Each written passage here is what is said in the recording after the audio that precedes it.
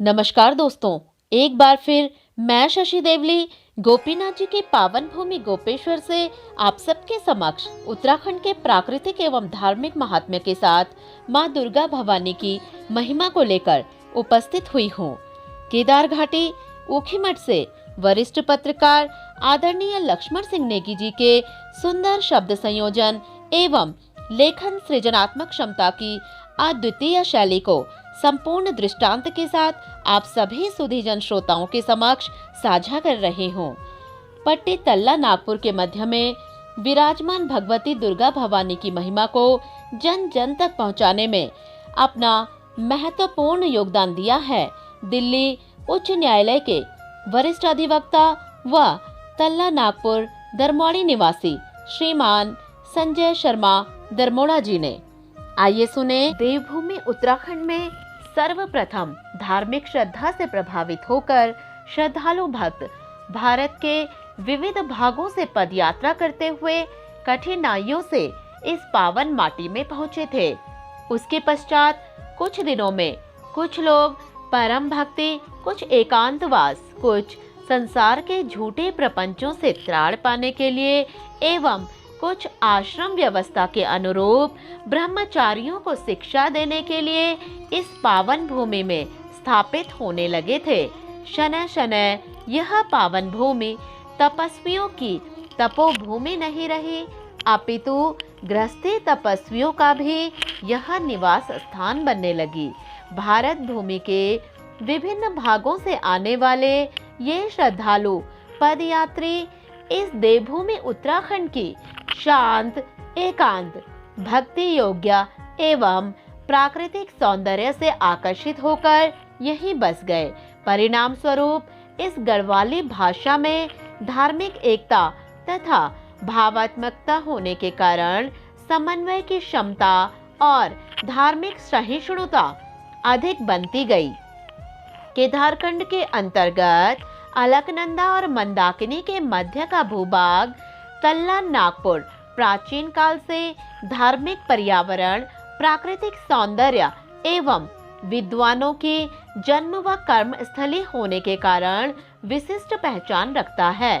तल्ला नागपुर का आध्यात्मिक, धार्मिक, सामाजिक, बौद्धिक ज्ञान का वर्णन वेद पुराणों में विस्तृत में मिलता है। तल्ला नागपुर के चरणों में पतित पावनी, दुख तारिणी, अलकनंदा व मंदाकिनी पावन संगम व शीर्ष पर देव सेनापति कुमार कार्तिकेय की तपस्थली क्रौंच पर्वत तीर्थ होने के कारण इस भूभाग को जनपद की हृदय स्थली के रूप में जाना जाता है।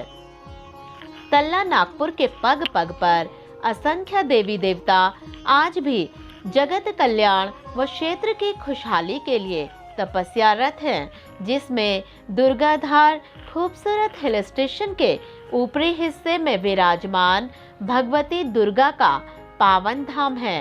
इस तीर्थ में शिव शक्ति के तपस्यारत रहने से इस तीर्थ में पूजा अर्चना का फल अधिक मिलता है। जिला मुख्यालय रुद्रप्रयाग से लगभग 18 किलोमीटर दूरी तय करने के बाद बस, टैक्सी या निजी वाहन से दुर्गा भवानी के तीर्थ में पहुंचा जा सकता है। लोक मान्यताओं के अनुसार युगों पूर्व निकटवर्ती गांव से एक गाय नित्य आकर इस पावन तीर्थ में एक पेड़ के नीचे झाड़ियों के मध्य अपने स्तनों से दूध अर्पित करती थी तथा यह क्रम महीनों तक चलता रहा। जब गाय के मालिक को ज्ञात हुआ तो एक दिन वह गाय का पीछा करते हुए उस स्थान पर पहुंचा तो ज्यों ही गाय कुछ घास के मध्य दूध अर्पित करने लगी तो उस ग्रामीण ने गाय पर कुल्हाड़ी से प्रहार किया, मगर गाय अपने जान बचाने में सफल रही। मगर कुल्हाड़ी का प्रहार घास के मध्य शिवलिंग पर हुआ, जिससे शिवलिंग 2 भागों में विभाजित हुआ। उसके बाद ग्रामीणों ने उस स्थान पर खुदाई की तो वहां पर भगवान शंकर का स्वयंभू लिंग प्रकट हुआ। ग्रामीणों ने शिवलिंग की बहुत गहराई तक खुदाई की, मगर शिवलिंग का आदि अंत का पता नहीं चला। उसके बाद आकाशवाणी हुई कि हे मनुष्यों, तुम इस स्थान पर भगवान शंकर के साथ शक्ति की स्थापना करो। कलयुग में यह तीर्थ परम सिद्ध पीठ होगा।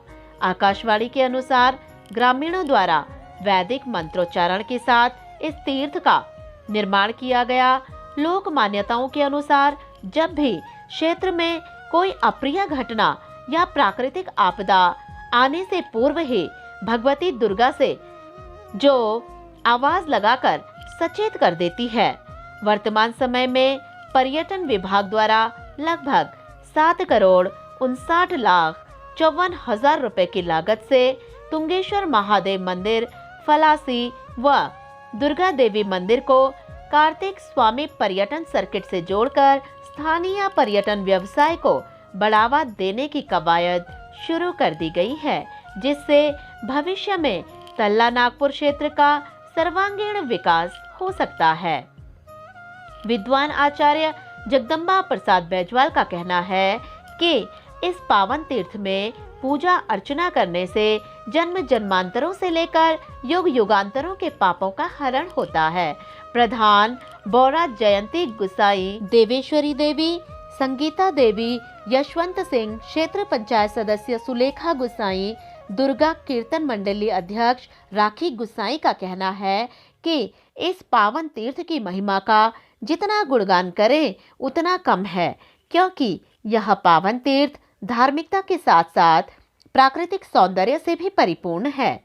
शिक्षाविद बीरेंद्र कठत, कुशलानंद वशिष्ठ, तल्ला नागपुर महोत्सव समिति अध्यक्ष प्रताप मेवाल, देवेंद्र बर्तवाल, दिनेश नेगी बताते हैं कि इस पावन तीर्थ के चारों तरफ अपार वन संपदा, सीढ़ी नुमा खेतों की हरियाली, क्रौंच पर्वत तीर्थ से प्रवाहित होने वाली सुरगंगा, कलकल निनाद व हिमालय की चमकती सफेद चादर का नयनाभिराम मन को अपार शांति की अनुभूति करवाता है। महिपाल गुसाई, आलोक गुसाई, शूरवीर गुसाई, मनीष गुसाई, उत्तम गुसाई, राहुल गुसाई, कमलेश गुसाई, हरेंद्र गुसाई, भूपेंद्र सिंह बर्तवाल का कहना है कि पर्यटन विभाग द्वारा इस पावन तीर्थ को कार्तिक स्वामी पर्यटन सर्किट से जोड़कर चहुमुखी विकास की पहल शुरू तो कर दी है, मगर ग्रामीण क्षेत्र में होम स्टे योजना को भी बढ़ावा मिले तो तल्ला नागपुर क्षेत्र का हर क्षेत्र में विकास हो सकता है।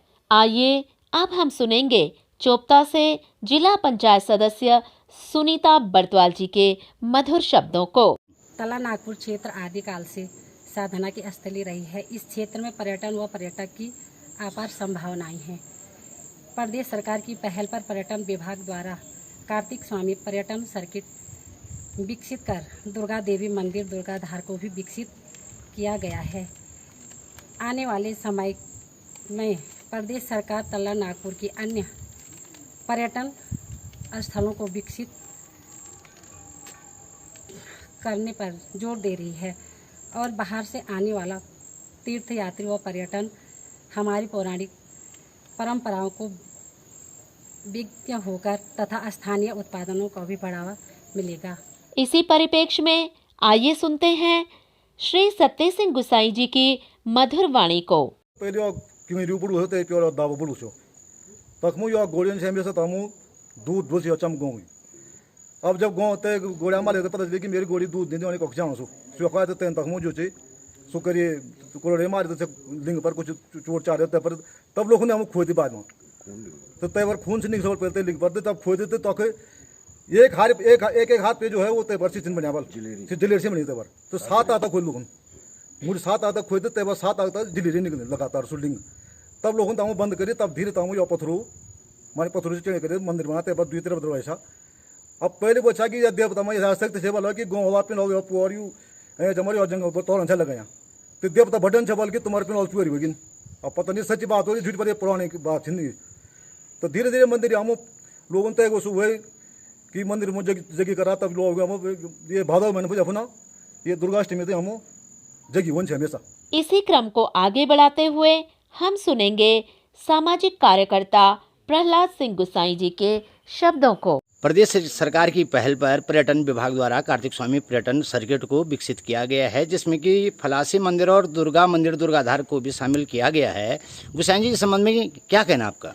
सबसे पहले तो हम धन्यवाद करना चाहेंगे पूरी ग्राम सभा की ओर से, पूरे क्षेत्र की ओर से सरकार का, कि जिन्होंने इस मंदिर को पर्यटन से जोड़ा है। और अब हम दूसरी मांग ये करेंगे सरकार से कि जिस प्रकार कार्तिक स्वामी और फलासी मंदिर या नारी मंदिर को पर्यटन के माध्यम से वहाँ के युवाओं को रोजगार दिया जा रहा है, हम अनुरोध करेंगे सरकार से कि इस मंदिर में भी यहाँ के बेरोजगारों को रोजगार दिया जाए। जब यहाँ इस रास्ते से पर्यटक कार्तिक स्वामी जाते हैं तो उनका एक पड़ाव यहाँ पर भी हो, ताकि उनका यहाँ पड़ाव रहने से कुछ यहाँ की जो युवा हैं बेरोजगार हैं उनको भी कुछ रोजगार मिल सके। भविष्य में तलानागपुर के अंतर्गत पर्यटन विकसित करने की जो पहल की जाती है, तो उससे स्थानीय युवाओं को और स्थानीय जनता को क्या फायदे होंगे?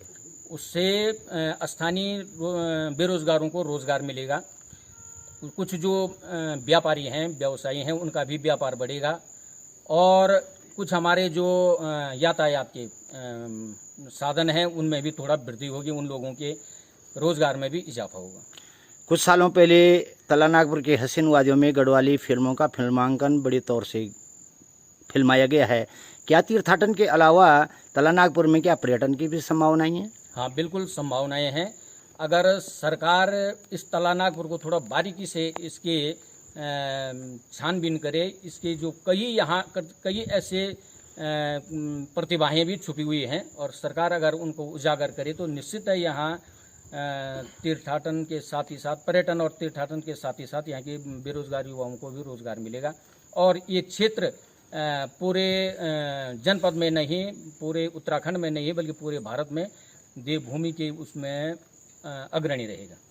आप सुन रहे थे गोपेश्वर से शशि देवली को ऊखीमठ से वरिष्ठ पत्रकार लक्ष्मण सिंह नेगी जी की खास रिपोर्ट को। धन्यवाद।